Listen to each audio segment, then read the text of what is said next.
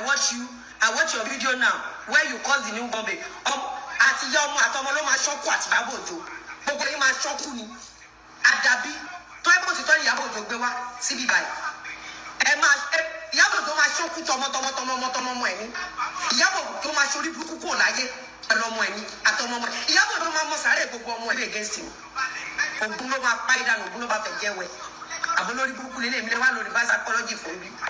Ẹ máa ṣọ́kù tọmọ. Lára TikTok àtàrà Facebook, ta ló kọ́kọ́ gbé ògùn wá ṣépè fún àwọn ọmọ Ìyábọ̀ Òjó?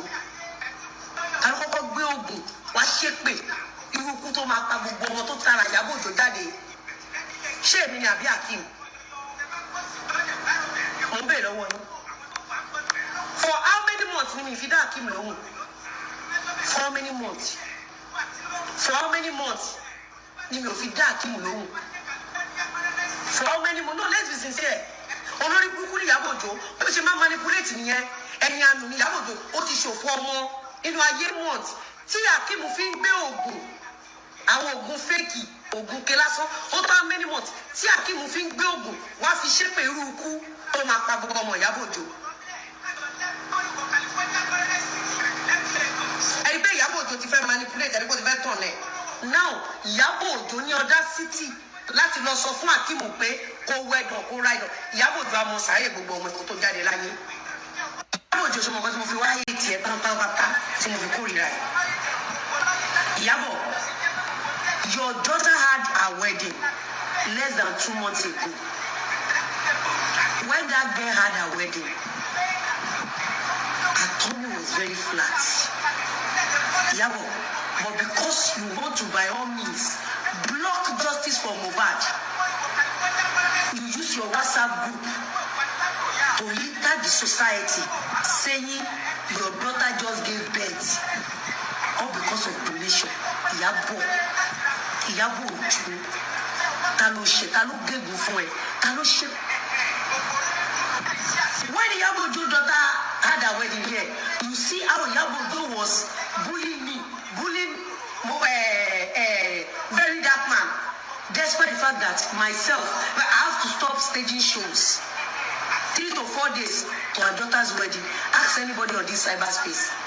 Despite the fact that I kept quiet for 4 days or 5 days, this unfortunate Ìyábọ̀ Òjó tó máa mọ sàárì àwọn ọmọ ẹ̀, ó ní láti máa sọ pé kò lè bóde dàbí I cannot come out, dàbí I cannot show my face. They were mocking me, they were bullying me. Ìyábọ̀ Òjó has to go and dig my old video and pretend that if it was new video that was using to attack her daughter just because of donations. Ẹ mà káàbọ̀ sórí ètò wa ètò ní gbé borò ní wá Daily Talk 360 lò ṣé dáadáa la bá yín. Ẹ ṣé o tẹ́ tí wá sórí ètò lénìí láti wá gbé yìí ó ń ṣẹlẹ̀. Èyí ò jẹ́ tuntun mọ́ o, toró ti ń bẹ lórí social media rẹ́kẹrẹ́kẹ́. Ẹ wá Ìyábọ̀ Òjó òun àti Lizzy Anjorin wọ́n ṣe ń ṣe bí àjẹ́ báyìí. Wọ́n ṣe ń ṣe bí ẹni pé wọ́n jẹra wọn ní nǹkan látòde ọ̀run tí wọ́n ti yọ̀ǹda fúnra wọn nígbà tán délé ayé. Èpè yóò wá pọ̀ jù. Èpè rèé fún ọmọ èyí tó di ọwọ́ àtẹsẹ̀ sínú. Káyì, abiyamọ sì la pa àwọn èyí báyìí. Ẹ wá, mo rò pé wọ́n ti gbé ẹjọ́ ìlọlé ẹjọ́ ni tí adájọ́ ti bá wọn dá sí. Tí èyí Lizzy bọ́ta tó níjà ti tán, Ìyábọ̀ Òjó náà sì ló ti parí. Ó sì àdábẹ́ pé wọ́n fi kọ́, wọ́n sì àre látorí ìkọ́. Kí a ló ṣẹlẹ̀, kí la gbé, kí la jù. Ọmọ èyí tí Lizzy Anjorin tó ń fi ṣépè yìí, ọmọ èyí ó di ipá tó disẹ̀ sínú, ó ti rúre yóò sọ̀re. Agbára Elédùà. Àní kí ìyá àti ìyá mọ́jà o. Ẹ wò ó, nílẹ̀ Yorùbá, àbẹ́ ẹ̀gbọ́n bí, nílẹ̀ Yorùbá, èyí obìnrin ó dipá disẹ̀ sínú, ẹsẹ̀ kan ayé ẹsẹ̀ kan ọ̀run ni, àti gbọ́dọ̀ máa fún wọn lépè, àdúrà ni. Torí ẹ̀ la ṣe wí pé ó ti rúre yóò sì sọ́re. Agbára Elédùà.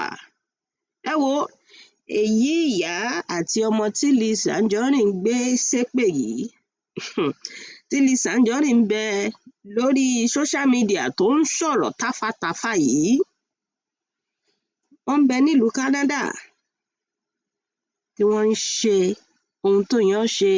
Ìyá ń ṣàdúrà fọ́mọ, ọ̀rẹ́ ìyá ń ṣépè fọ́mọ, ó ń ṣépè fúyà. Èyí lé o, ó le. Ẹ jẹ́ n kọ́kọ́ gbé yín débẹ̀ kẹ́ wá wo ohun tí Ìyábọ̀ Òjó òun àtọmọ rẹ̀ ń ṣe. Ẹ wò ó, a ò mọ ibi tíjà yìí máa parí sí, ṣùgbọ́n lọ́wọ́lọ́wọ́ báyìí ta ló lè bá wa sọ fún Lizzy òun àti Ìyábọ̀ Òjó kó má fọmọ kun, kó má jà fọmọ sí i. Jẹ́ n gbé yín débẹ̀ ohun tí Ìyábọ̀ Òjó ń ṣe fọ́mọ rẹ̀. Ẹ jẹ́ á jọ wò ó. Can I have you?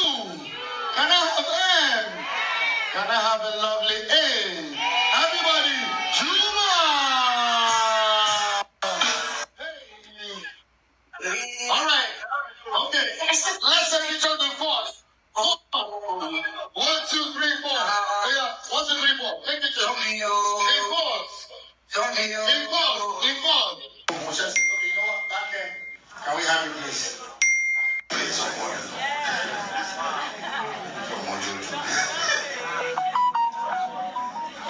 This is a way back. Thank you. We appreciate your love. We appreciate your presence. And we know you're all happy to see Priscilla. Are we not? Please sit down. Can we be seated, please? Please sit down. We'll do that later. Thank you. Be seated on your... Can you sit down? Hello? Please, if you are not sitting down, I'm going to come to your table. Please, can we sit down? Hello?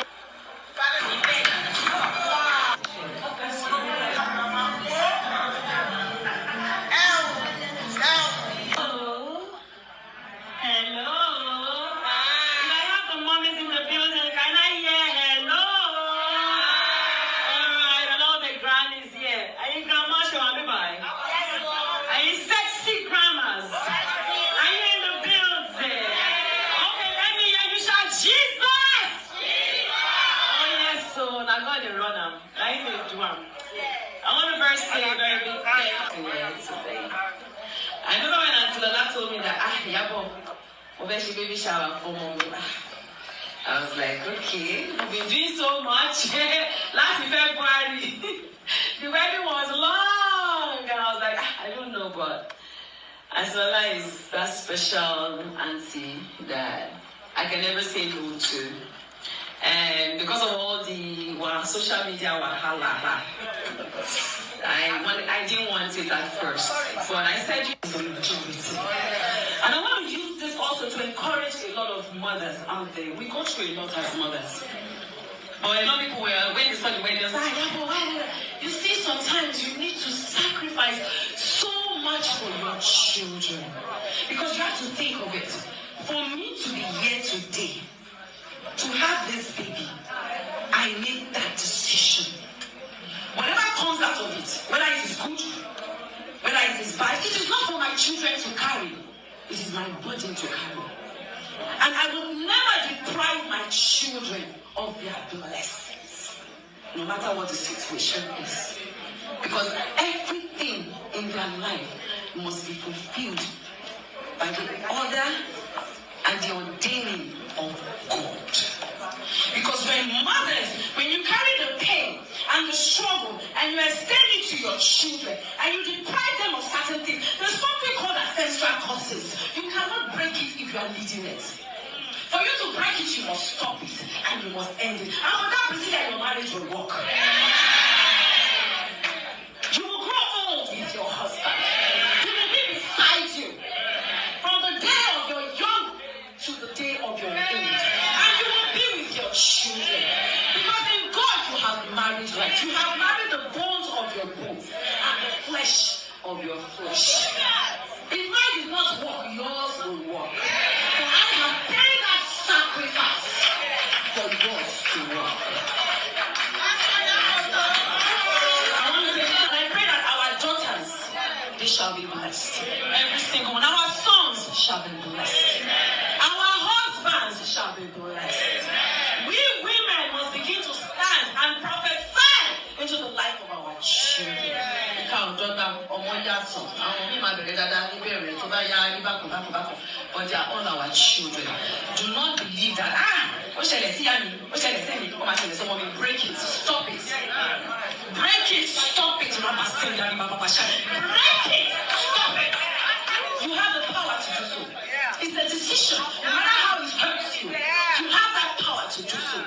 You have that man, right? You have that power to forgive that woman so that your children can go forth in life and prosper. Thank you so much. God bless everybody. That man, right? You have that power to forgive that. Ẹ dákun gbogbo ẹ̀yin abiyamọ èyí ẹ̀ ń gbọ́ mi. Bẹ́ẹ̀ ti ṣe rí Lizzy bó ṣe sọ̀rọ̀ àti bí Ìyábọ̀ Òjó ṣe sọ̀rọ̀ nínú èyí fídíò ló mo play fún yín mò ń rí o. Abiyamọ èwo ni ó gbè sẹ́yìn Ìyábọ̀ Òjó? Abiyamọ èwo ni ó gbè sẹ́yìn Lizzy Anjorin? Ẹ wá àbí abiyamọ èwo ni ó ní pé lákòókò tá a wà yìí tá à ń sọ̀rọ̀ báyìí a sọjà tẹ́ ẹ ti ń jà bọ̀ sẹ́yìn o a sì sọ yìí tẹ́ ẹ jà ní ọ̀la. Nínú fídíò méjèèjì ya play yìí ta ni ó gbè abiyamọ tí ó gbè sẹ́yìn Ìyábọ̀ tí ó gbè sẹ́yìn Lizzy Anjorin?